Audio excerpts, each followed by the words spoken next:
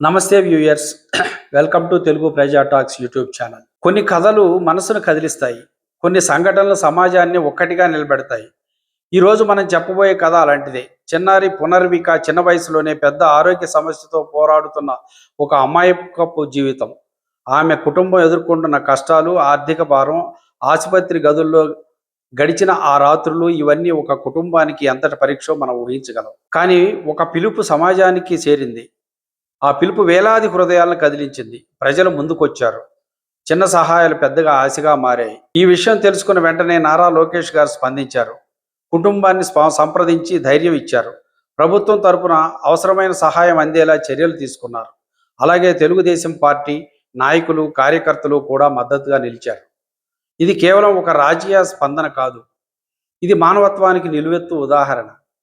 ప్రభుత్వం, నాయకత్వం కలిసి ఉంటే ఒక చిన్నారి జీవితంలో ఎలా వెలుగు నింపగలరో ఈ కథ చెప్తుంది. మరి ఆలస్యం చేయకుండా ఈ ఆశ కాదను ఈ విషయాన్ని గురించి ప్రముఖ పొలిటికల్ అనలిస్ట్ కన్నిగంటి ప్రభాకర్ రావు గారితో ఈ విషయాన్ని చర్చిద్దాం. నమస్తే ప్రభాకర్ రావు గారు. నమస్కారం అండి.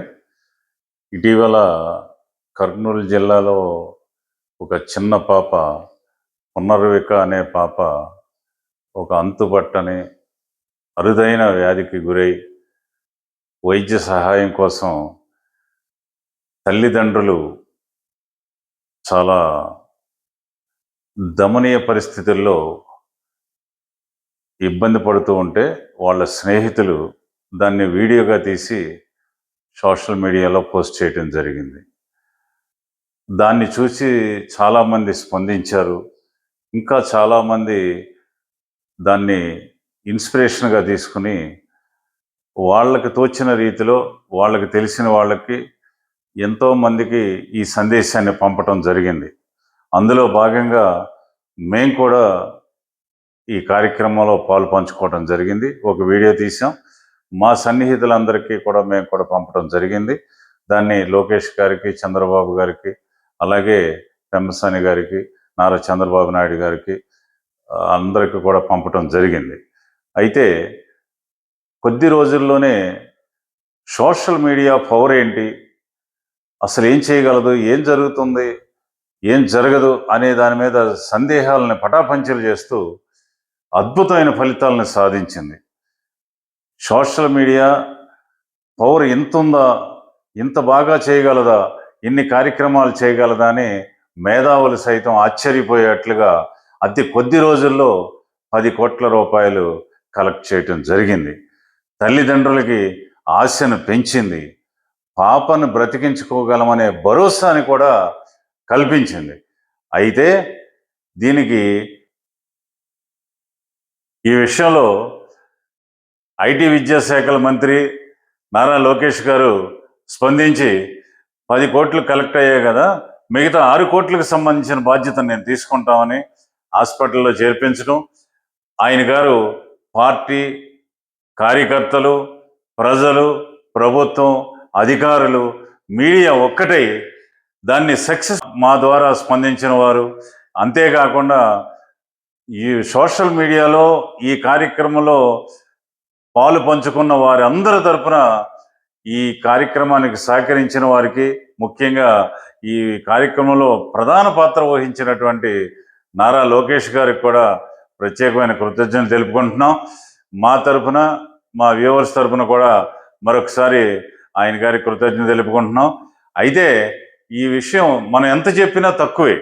ఎందుకంటే ఒక పేద కుటుంబంలో ఒక బలహీన వర్గానికి సంబంధించిన వారి విషయంలో ఇంత చక్కటి స్పందన వస్తుందని ఎవరు అనుకోలేదు.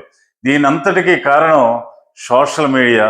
సోషల్ మీడియా పెద్దలందరి దృష్టికి తీసుకెళ్ళటం, తర్వాత దాతల దృష్టికి తీసుకెళ్ళటం, ఆ అమౌంట్ని సరైన సమయంలో సరైన టైంకి కలెక్ట్ చేయటం అందరికీ ఆశను కల్పించింది, భరోసాను కల్పించింది. సజావుగా కార్యక్రమం అంతా నడిచింది, సక్సెస్ అయింది. ఇది ఆశ తర్వాత ఐక్యత ఈజ్ ఈక్వల్ టు సక్సెస్. కాబట్టి ఇంత ఆనందకరమైన విషయాలను మనం వినగలుగు స్పందిస్తే ఎలాంటి ఫలితాలు ఉంటాయంటానికి ఉదాహరణే ఈ యొక్క సక్సెస్. కాబట్టి దీన్ని అందరూ కూడా ఉదాహరణగా తీసుకుని దీని ఒక ఇన్స్పిరేషన్గా తీసుకుని నాయకులు కావచ్చు, ప్రజలు కావచ్చు, అధికారులు కావచ్చు, మీడియా కావచ్చు, సక్రమైన పద్ధతిలో దీన్ని వాడుకోండి. దీన్ని దుర్వినియోగం చేయకండి.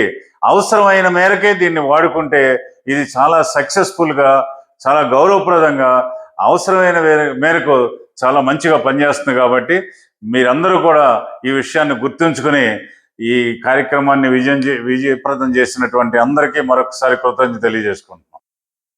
ఈ విషయంలో సోషల్ మీడియా అయితేనేమి, లేదా ఈ కార్యక్రమంలో ప్రధాన పాత్ర వహించినటువంటి నారా లోకేష్ గారు అంటే నాయకత్వం స్పందించిన తీరు అమోఘంగా ఉంది, అభినందించదగ్గతనంగా ఉంది. కాబట్టి ఎవరైనా ప్రజల కష్టాల్లో ఉన్నప్పుడు సోషల్ మీడియా నాయకత్వం దృష్టికి తీసుకెళ్లాల్సిన బాధ్యత వీరి మీద ఉంది. అలాగే వీరు చెప్పిన దాన్ని విని దాన్ని పరిశీలించి న్యాయం ఏదైతే స్పందించాల్సిన అవసరం నాయకత్వం మీద కూడా ఉంది.